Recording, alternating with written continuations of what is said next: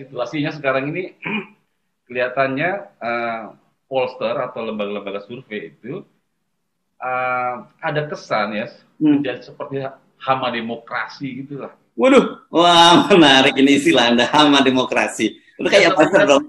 ini persepsi publik ya, setingkat Ya. di atas buzzer lah sekarang ini. Oh, Sebenarnya penyampaian hasil survei kepada publik itu tidak perlu mas sebenarnya.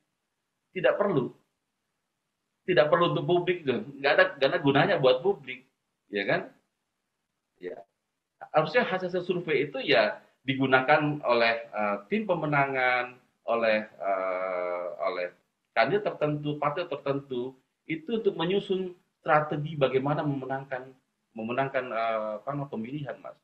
Jadi publikasi hasil survei itu menurut saya uh, tidak berguna bagi banyak orang, bagi masyarakat ya.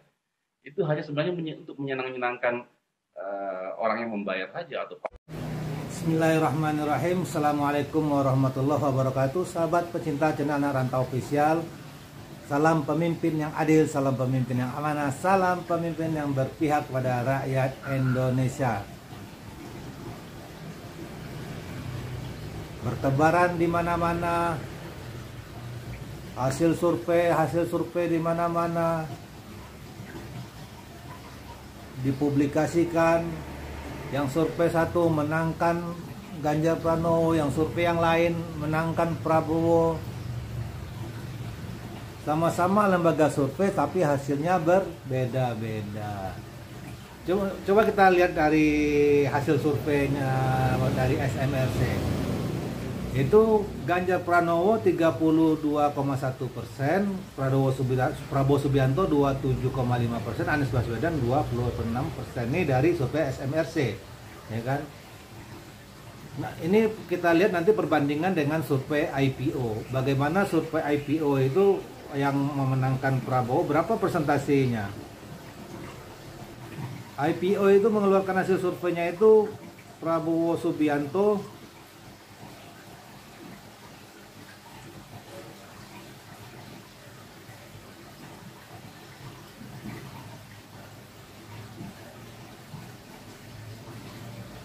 Subianto itu 24,8%, Anies Baswedan 22,5%, dan Ganjar Pranowo 19,3%. Jadi permainan-permainan dari survei-survei ini kita lihat perbandingannya jauh antara SMRC dan IPO. Selisihnya itu jauh, 32% sama 19%. Nggak ada lembaga survei itu yang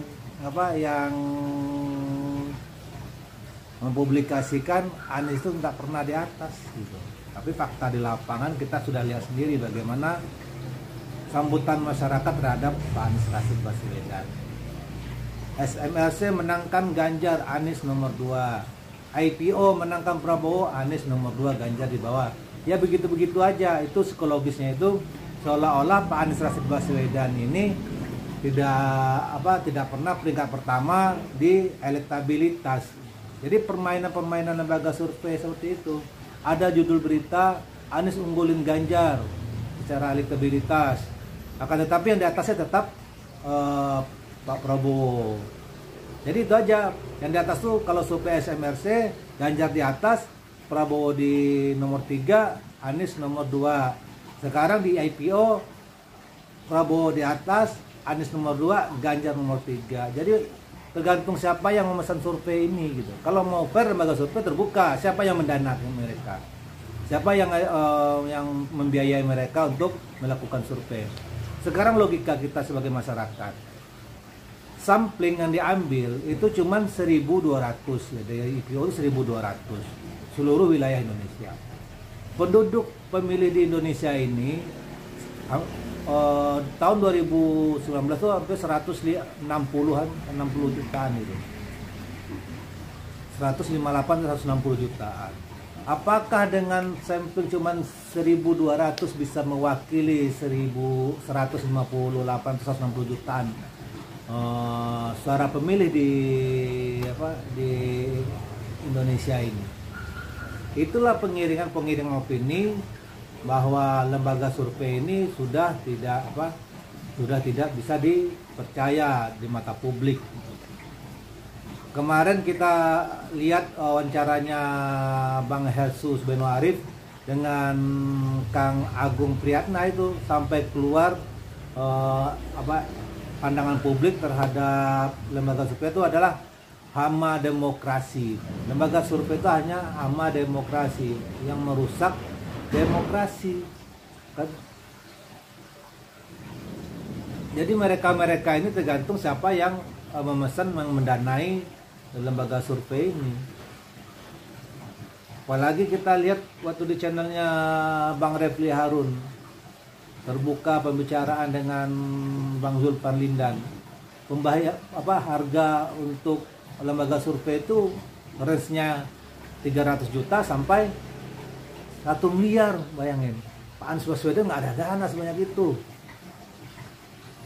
300 juta mungkin kelas-kelasnya bupati, kelas-kelasnya wali kota, survei wilayah lah. Mungkin kalau udah survei nasional, apa iya mau seperti sebesar itu? Nggak mau lah.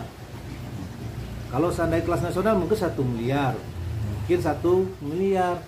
1 miliar, kalau 10 kali survei 10 miliar.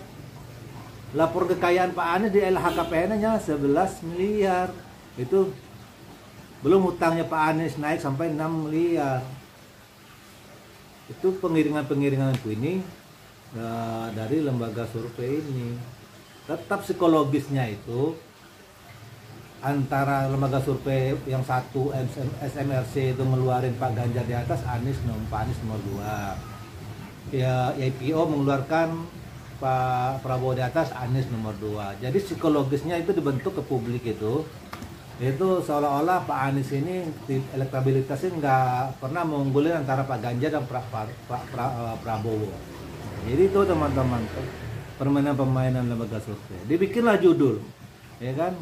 Anies unggulin Ganjar. Oh, seolah-olah judulnya itu menarik, seolah-olah emang benar Pak Anies ini unggulin Ganjar, tetapi isi dalamnya apa? Pak IPO mengeluarkan Pak Prabowo di nomor 1, Anies nomor 2, Ganjar nomor 3. SMRC Ganjar nomor 1, Anies nomor 2, Prabowo nomor 3. Tapi kita lihat di fakta di lapangan, kita lihat di daerah-daerah bagaimana antusiasnya warga atau rakyat Indonesia sekarang ini berharap perubahan terhadap bangsa ini. Mereka berharap pada Pak Anies Rashid Baswedan. Itu tidak kita pungkir, fakta di lapangan seperti itu. Survei itu hanya pemainan pengolahan data aja. 1.200 mewakili 150 jutaan atau 160 jutaan pemilih. Itu di 2009 158 juta yang real yang memilih. Apa mewakili? Tidak. Ini sekilas dari survei IPO ini urutannya. Kita sekilas saja ya teman-teman, nggak usah kita baca semuanya. Jadi nih berikut hasil survei IPO. Ini surveinya masih baru. Ini urutan-urutan dalam surveinya IPO itu: Prabowo Subianto 24,8%, Anies Baswedan 22,5%, Ganjar Pranowo 19,3%, Agus Harimurti Yudhoyono 7,2%, Ridwan Kamil 5,1%, Sandiaga Uno 2,9%, sampai seterusnya dan seterusnya. Nah, kita sekarang lihat survei SMRC. Survei SMRC ini lebih drastis lagi. Ganjar Pranowo 32,1%, Prabowo 27,5%, Anies Baswedan 26,6%. Antara survei IPO sama surveinya SMRC ini jomplangnya jauh, ya kan? Ganjar di sini 32,1%, IPO itu Ganjar itu 19 persenan.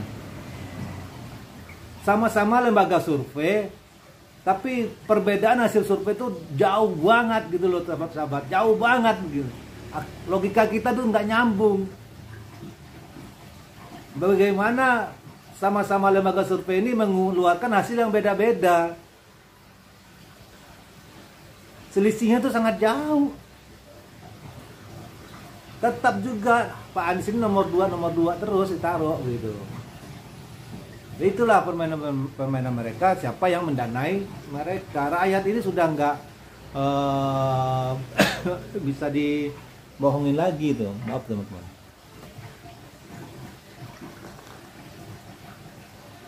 Makanya itu lembaga survei ini hama demokrasi pandang publik itu wajar-wajar saja gitu.